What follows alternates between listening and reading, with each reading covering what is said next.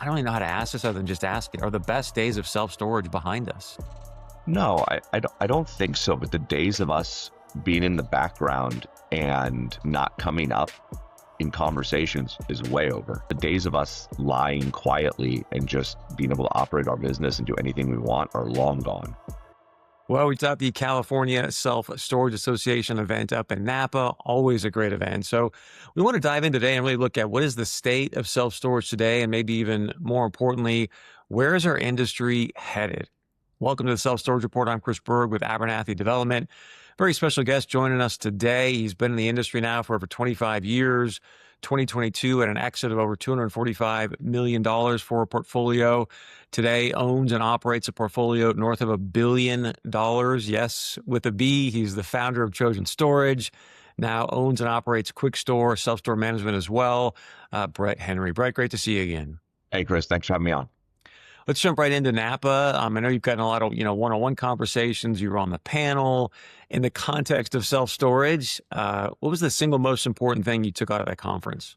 I think the first thing is, as a group, we need to be aware of our surroundings and what's going on in a lot of the states and in kind of the government and the legislature and our perception. And I think there were some really good, points made of how we speak and how important it's going to be to have professionals on our side to help articulate our message of the benefit we provide the community versus, some of the negative chatter about, rent increases and different things that are, can be a part of the business.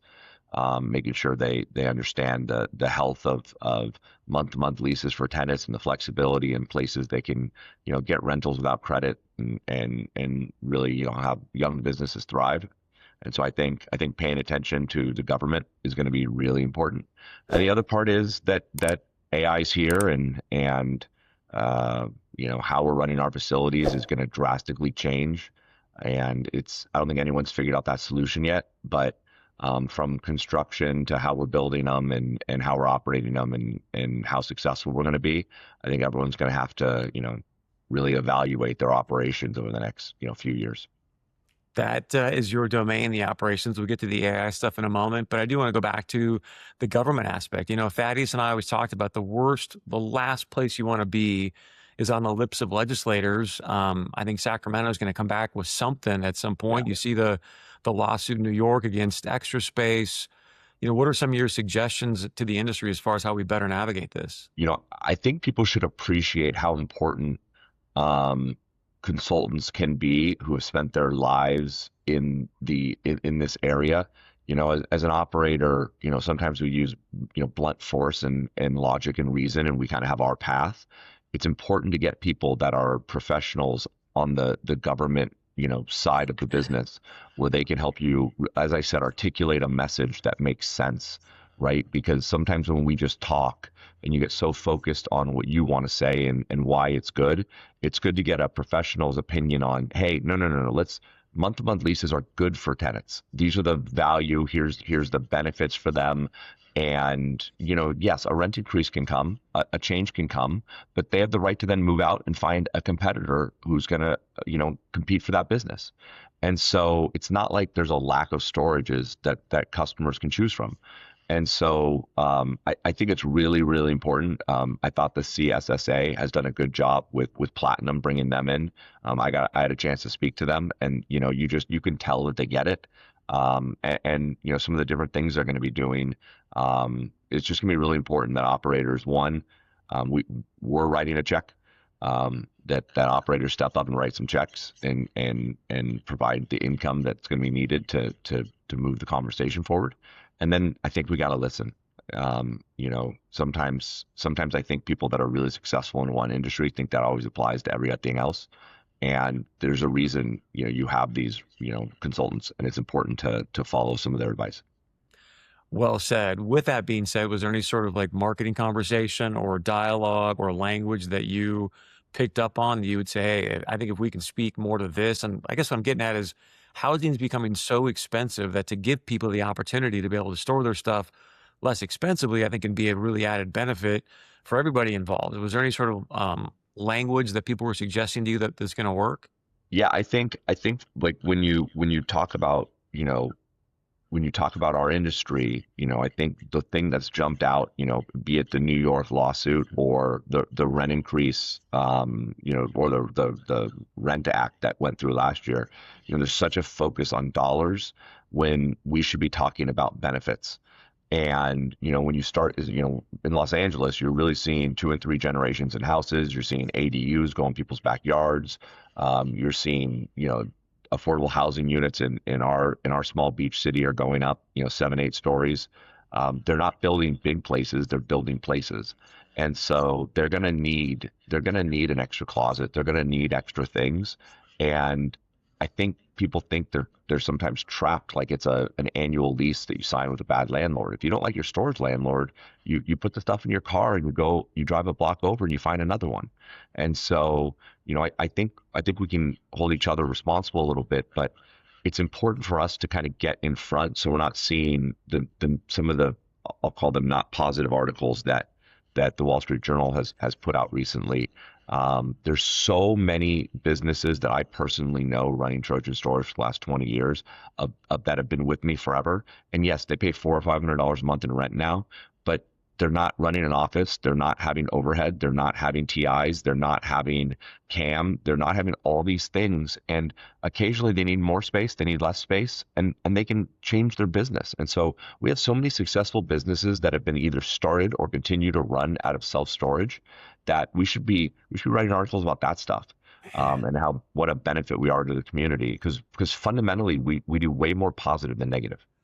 Brett, if I could give you I'm going to just give you a virtual high five, because I mean, I have been saying for so long now that if we could just frame this to the cities as, look, we are an entrepreneurial incubator. Like, that's what we Yeah. do. You got Amazon, all these different guys that are trying, especially now with, I mean, you've seen the unemployment numbers in the younger demographic, they're not good. So, Right. hey, if we can help sustain a young person to start a business, oh, by the way, city, they're going to pay you taxes, probably more taxes. Like, Right. it just seems to go hand in hand as a benefit. The one thing I want to sort of close this up on, and we'll move on, is I don't know if you're at the morning session about what Platinum is doing and that great conversation, politically what to look at in California.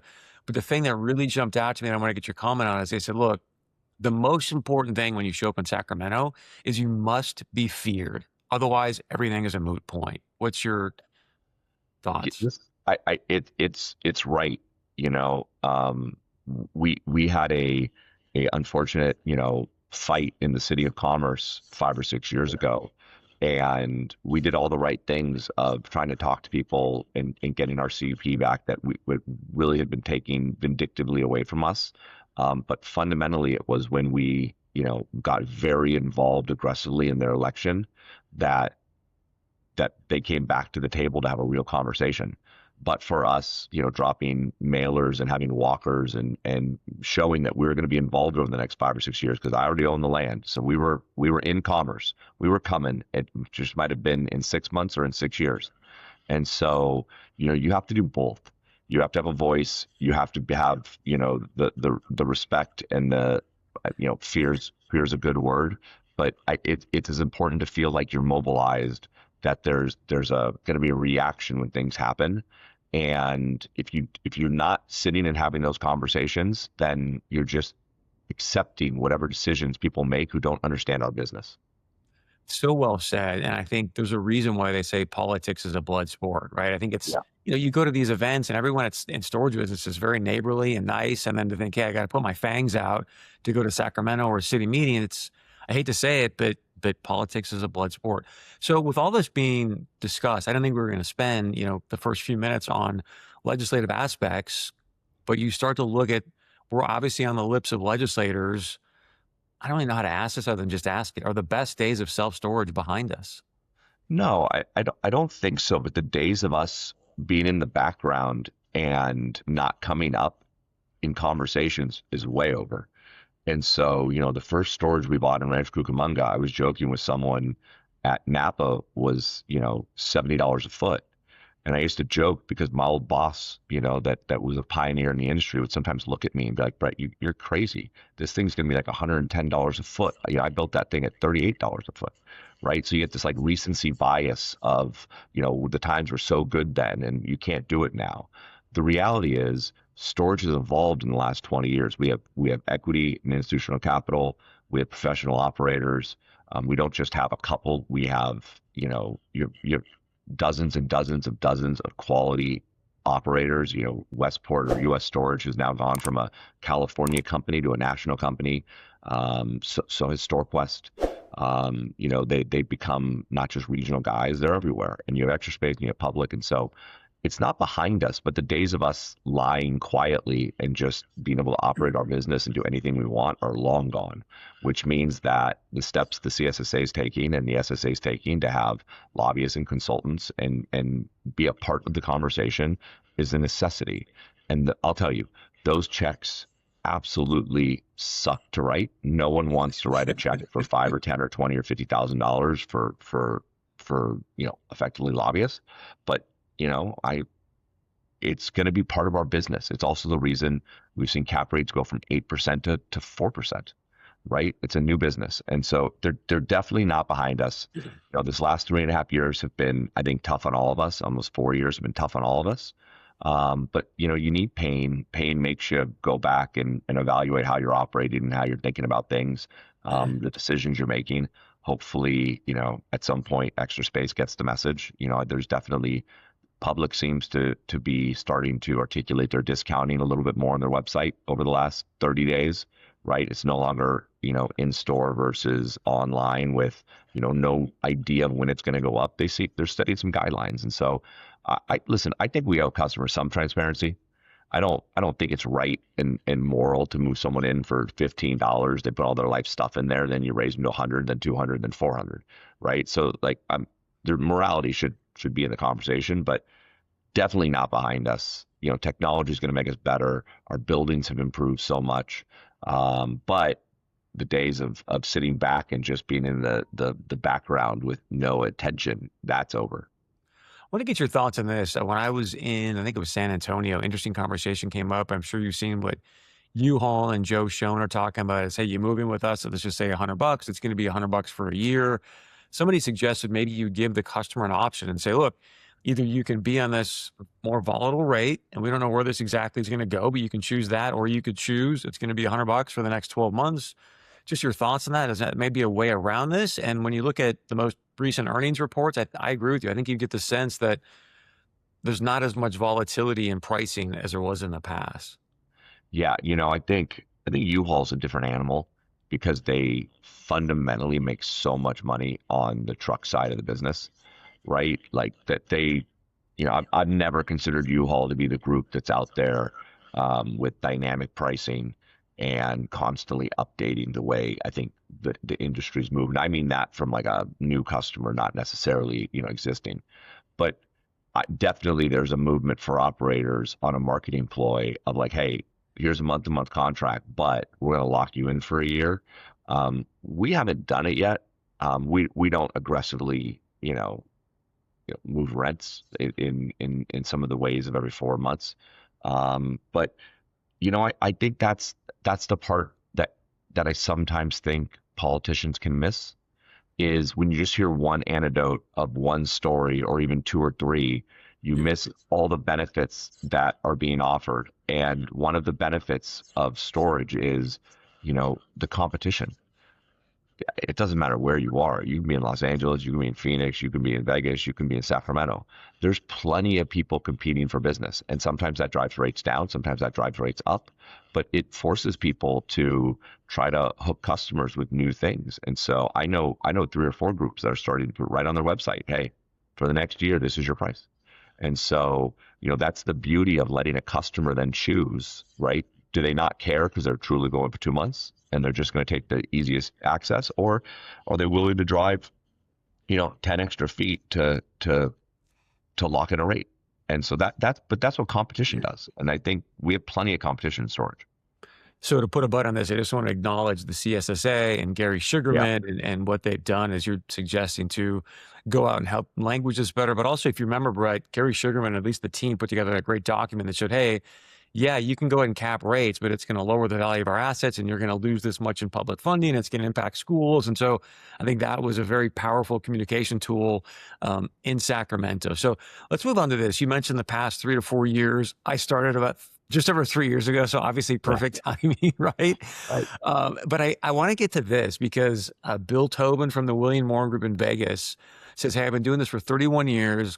It's the absolute worst I've ever seen it." Liz Schlesinger just said yesterday on Brandon Robinson's webinar, "This is the worst it's ever been." You said the same thing sort of today, but also on Brandon's webinar. Just how are you reading the tea leaves for that? And like we said at the start, what does that mean for the future of our industry? Yeah, it's fundamentally tough. You can feel demand is different, and it's probably magnified a little bit by COVID. It was so easy, right? When we were operating in, once you see this rate dip in March of 2020, and then by like June, right, it just starts like hockey sticking up because everybody needed storage. The demand was just off the charts. And so you come from demand I've never seen in my life to demand on the other side that's just been really challenging. And so we are a business of movement. Interest rates have trapped people in their houses. There's definitely pressure on the consumer, credit card debt and all kinds of things, and jobs, and the Dow may be at an all-time high, but I'm not sure our customers are feeling that. And so it's been a challenging time. I think 23 was the worst. 24 was tough. 25 was a little better, and this year seems better. And so, I think if you say tea leaves, Public Storage bought NSA for 10.5 billion, or is going to, like, that is, Public's a lot of things, but they're usually not behind the informational curve that Mm. exists in this world. And so, if anything's going to signify to people that things are going to start to get better, that acquisition starts to say they're ready, and that doesn't mean tomorrow. That just means it's coming. And I think we'll see some normality. We've had, I said on the panel, sometimes people make a really big deal about how much supply is in a market. I think that's important. There's a difference between if there's 15 square feet per person or 5. But I think the biggest challenge, I'd rather be in 12 square feet of a capita with no new lease ups than be in 5 square feet with 8 new lease ups, right? And so I think we've had to absorb all that. That's usually a race to the bottom.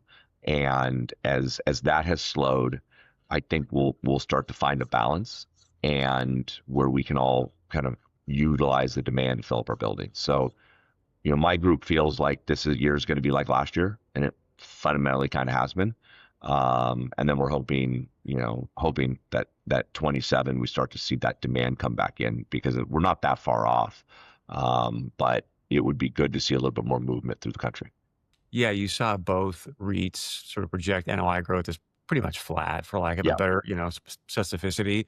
So with that and just your experience, my interpretation is you guys were on the bench for a little bit with development. Now do you say, "Hey, you know what? We're gonna get back on the field and start putting shovels in the ground again?" And Yeah, if I think so, that's right. I think that's right. And so we really started about a year ago. We bought a really good site, as you know, in Inglewood, and expanded the footprint, re-entitled it into something more efficient. And we're closing on 2 pieces of land in the San Fernando Valley to build very big buildings, and they probably won't be open for another, 28, 30 months from now. We're pursuing some more Southern California deals. We're still challenged because you're still having to somewhat guess on what you think stabilized rent rate looks like, right? You're not going to go look at your competitors and say that's my most of my facilities are the in-place rent is way better than the asking rate. And I think that if you go ask Bill, you go ask Drew, you're going to find that's probably a truth at any stabilized asset they have. And so, but I've made more offers in the last 6 months than I did in the last 4 years. And so, development's a long lead time. For me, it's 12, 18, 20 months of entitlements. It's 8, 12 months of permits, and then it's a year and a half to build. So from the idea of the LOI to opening that building, I'll be in my 50s. So, I think it is time in certain markets, but I'll tell you, I would not build in a market that I didn't feel was super comfortably today with stabilized assets in the $2 a foot plus range. I just don't know how you make it pencil. It's expensive to build. It's not getting cheaper to build. and interest rates are going to do what they do, but they're not going back to 3%. So there's still a lot of pressure there. You sort of read my mind. So as you're looking at these assets right now, where you're about to, either put under contract or, are you underwriting then at today's rate, or because of your experience and thinking, hey, this is the worst it's ever been, clearly things are going to get better? Are you giving yourself a little bit more, maybe growth there in your rates as you're underwriting? How do you go about doing that? Never been a big fan of putting too much growth into it. I think the advantage is, for me, every one of our offer has been from the San Fernando Valley through, call it the South Bay, maybe Orange County, markets we know, markets that we know would have stabilized at. So I don't consider it guess necessarily, but we know where we think those things really are going to be. I'm not sure today is the time to go develop in a market you're not super familiar with, right? Because like everyone always says, well, this is a $2 foot market. I don't know what that means, right? Like you have buildings in markets that are in the same city that one's at $1.20 and one's at $2. And yes, operations matter, but location does matter. Being on the wrong side of the street, there's a public storage in San Jose right near us. We're on one side of the off ramp. Public storage is one just on the other side, and then public storage has one across the freeway. Those two public storages get rates that are almost 75% off each other, because one's with a homeless encampment that you have to go around all these different things, and it's brutal. I can't imagine they're doing more than 80 cents a foot, and I bet their other one's doing $3 a foot. And so location matters, where it is, how people get to it. And so be very familiar with areas and make sure you really understand what people can afford, what the income looks like. Don't just cherry pick the highest rate you get off one site and if I'm already. So well said. I mean, everyone's talking about how Phoenix is being decimated, and we've got an asset that it's newly opened, but I mean, we've more than doubled our pro forma per the budget we were given to public in Phoenix, which I think surprised a Right. lot of people because you're like, Phoenix is just getting crushed with supply, but it is such a neighborhood business. So with that being said, I think people always learn a ton from your stories because you've got so much experience. And one of the great things you shared on Brandon Robinson's webinar was how you said, hey, I think it was your biggest kind of thought. You thought, hey, this is going to be a golden goose, and it wasn't. It was in San Jose. Can you walk us through that story again? Because most people, I think, are like, oh, Brett Henry, he just nails every single asset he buys. But there's even been some times you're like, oh, I thought this was going to be amazing, and it didn't turn out the way I thought.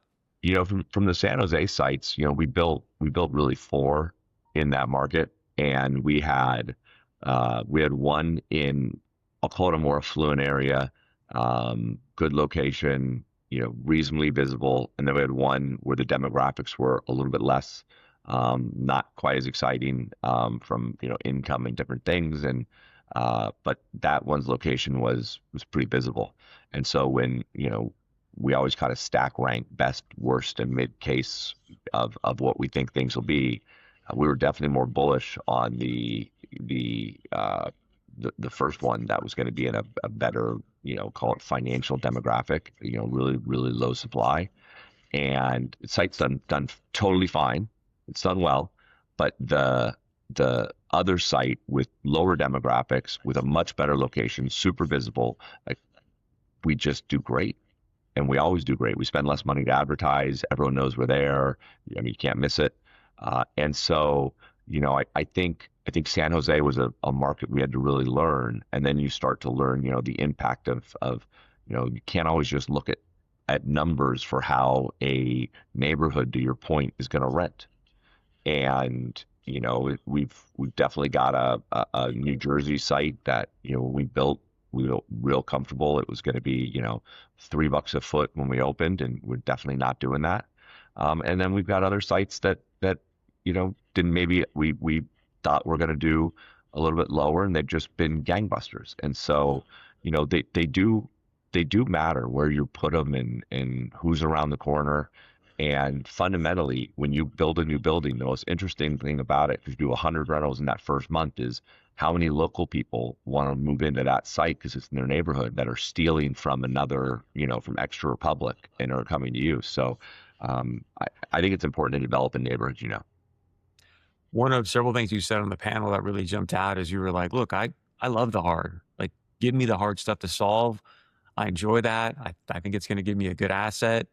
Um, just share with people how challenging it is to build in California. And the prime example is your site in Calabasas, where walk us through. I think you bought it, what, 5, 6 years ago. Yeah. It's just been a trudge of a process. And yet, as you suggested, when that thing finally is built, it should be a very healthy asset. Right. We spent about a year. It was an entitled storage, just smaller. We utilized kind of different zoning things to increase its size. It was not controversial. We're next to a pet cemetery. We're behind we've been doing it long enough that it was an Uncle Bob's in front of us, then it was a Life Storage in front of us, and now it's an Extra Space in front of us. And so that's the process of how long we've been doing it. And just at every turn of the entitlement, something added to the time that we couldn't stop, some critical piece. For one period, it was the VMT study, a traffic study effectively, which should be a 8-week, 10-week study, took 20 months.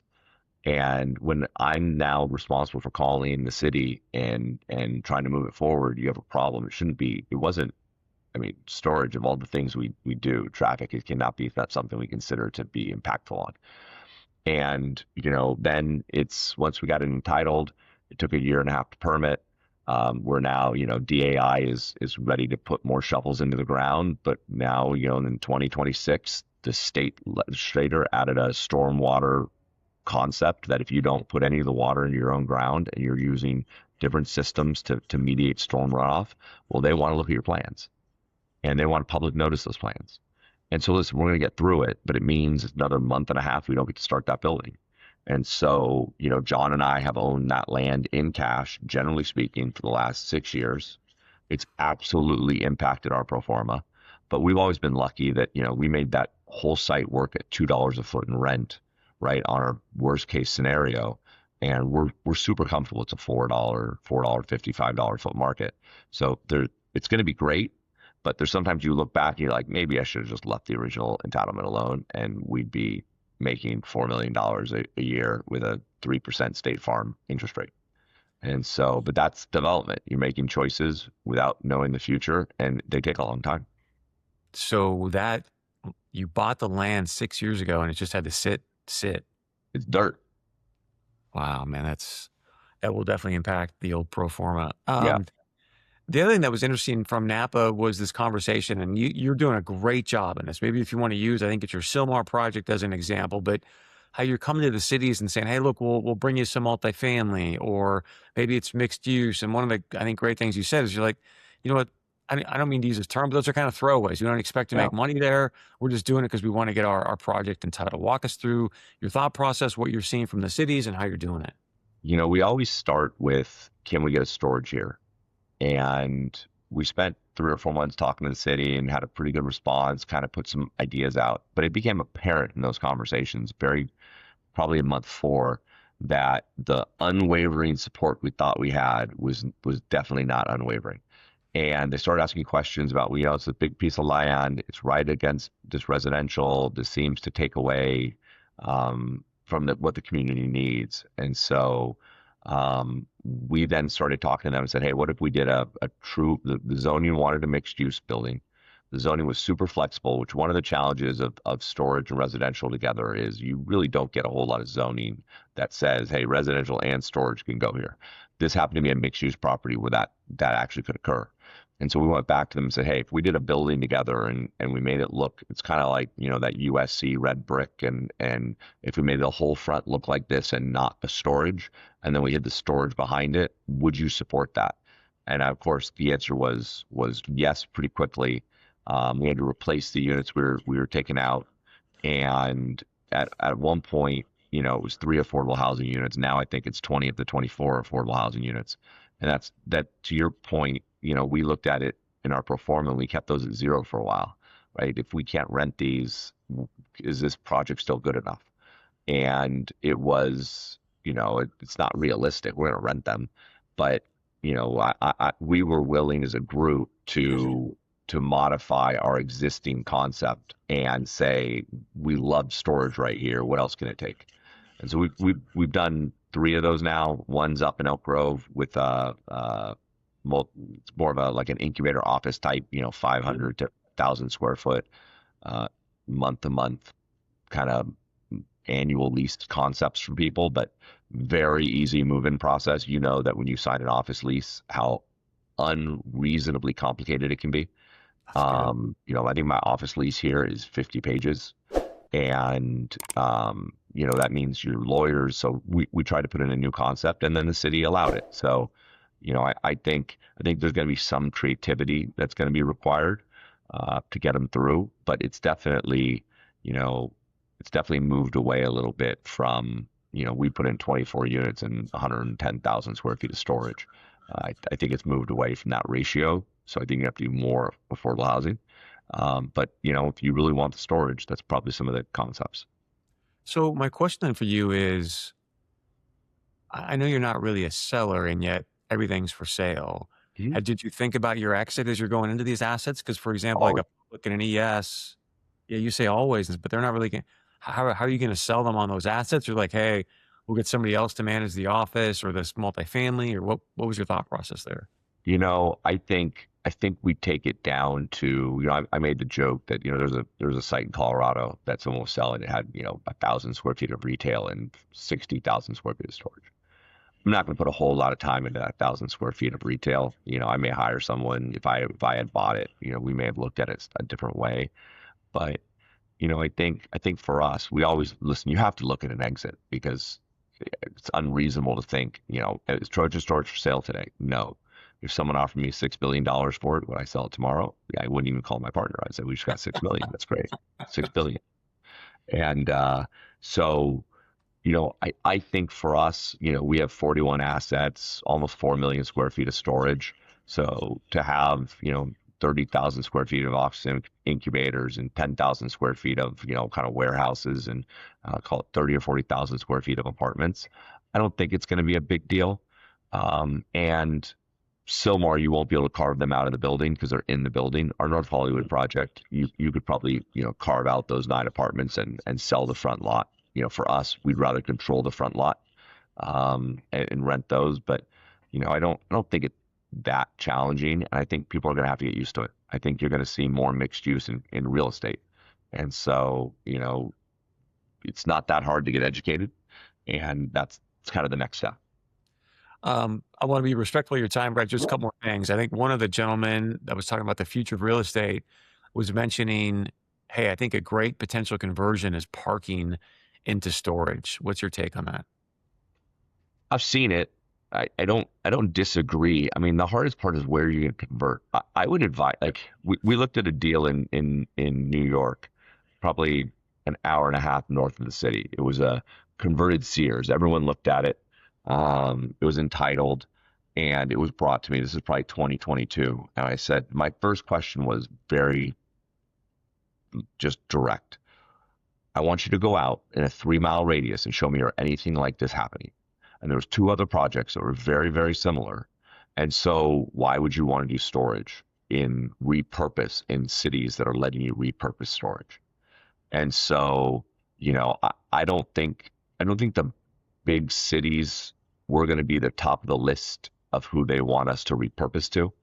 Because housing is just a problem everywhere. And so, I think for those to work for us in areas that maybe you want to be in, I think you're going to have to feel like you're the building just doesn't, it's just economically dead for anything else. And, utilizing it matters more than just tearing it down. So it's definitely doable. I'd encourage people to look, but I'm always very careful when cities are letting you redo Kmart's and Sears and buildings like that, because, part of the reason we get good rents is lack of supply. And I think if you look at where life is toughest right now, and you said Phoenix, right? Sacramento, Vegas, there's more supply. And when there's more supply, there's more options, there's more competition. And when people go from 95% to 85%, the first tool in their bag is more discount, lower rate. Yeah. And so, I think people have to be careful of that because, when you build a storage or you develop a storage, you do not create demand. You service existing demand in a market. So if there's 1,000 people that want to rent and there's 10 buildings, everyone can get 100.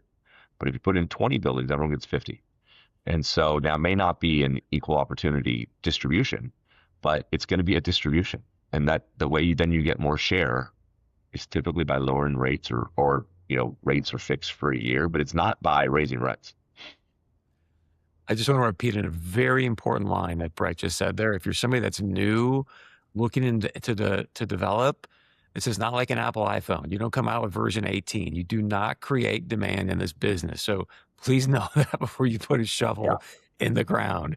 You mentioned this early. I want to just get your take on it. AI. How are you guys using it? Where do you see it going for our industry and making a positive impact on your NOI? Yeah, I mean, AI is so interesting of just how fast it does things for you. I still think you have to be careful because it needs oversight, it needs management, it needs testing, it needs to work. Our call center's been utilizing it.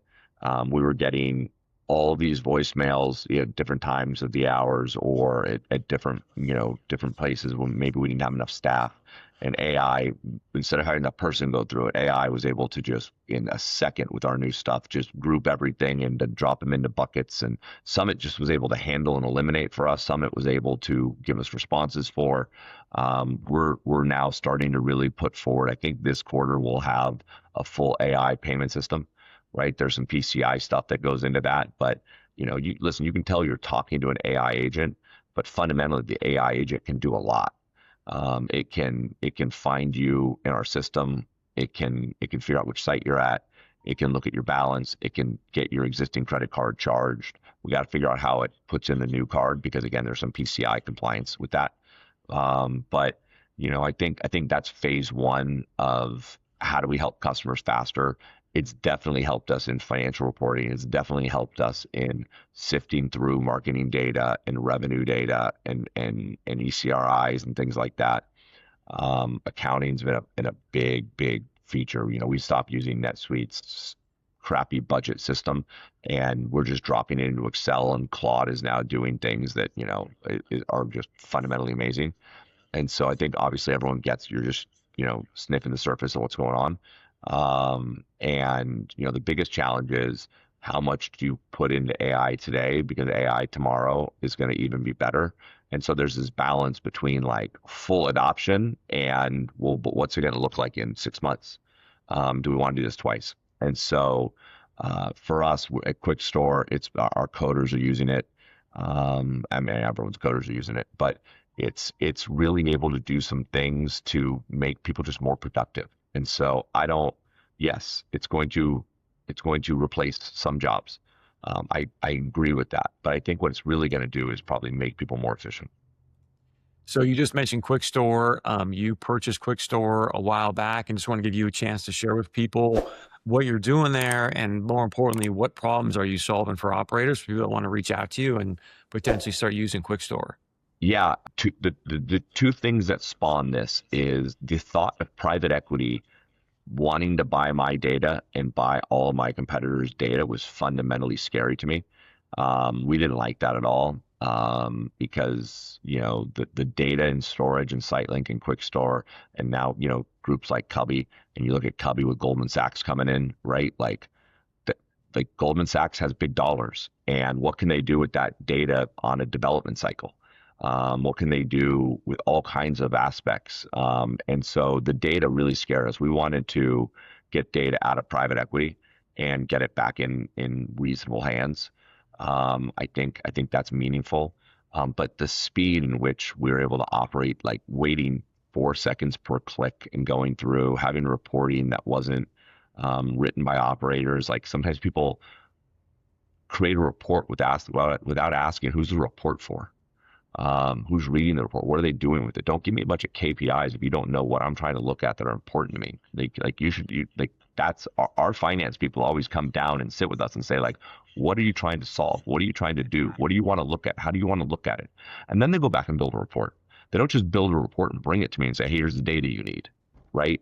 And so, we also wanted something that was going to lean into AI and automation and how can we simplify things and how we can connect websites and aggregators and auction sites and more importantly then connect you to your data.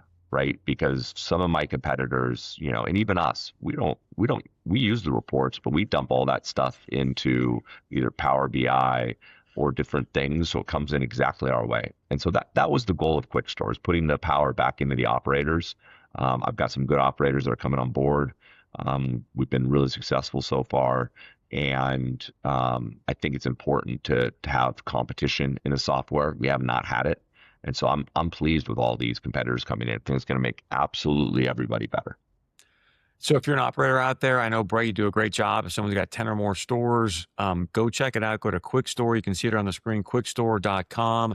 You can set up a demo. They'll walk you through it and get a chance to see if it's the right fit for you. So, Brett, I could talk to you forever about the industry. You've just got such great stories and experience and expertise. So we'll wrap it up here. I just want to give you the last word. Anything else you want to add or share? No, I think what you said about development is important. I think responsible development is going to be important. And I know we touched on it in the beginning, but be involved in the different associations, especially the ones where you're located. Give some dollars, help them fight the fight. Because the biggest threat to us is probably not oversupply this minute. The biggest threat to us is heavy-handed regulation that makes our business really hard to run. And so we need to have meaningful conversations with people. So be involved, be a part of the conversation. Very, very well said. Brett Henry, Trojan Storage, thank you for the time and the insight. We really, really appreciate it. Hey, thanks for having me on, Chris. Really appreciate it. Thank you. This is Chris Berg, Self Storage Report. We'll see you back here next time.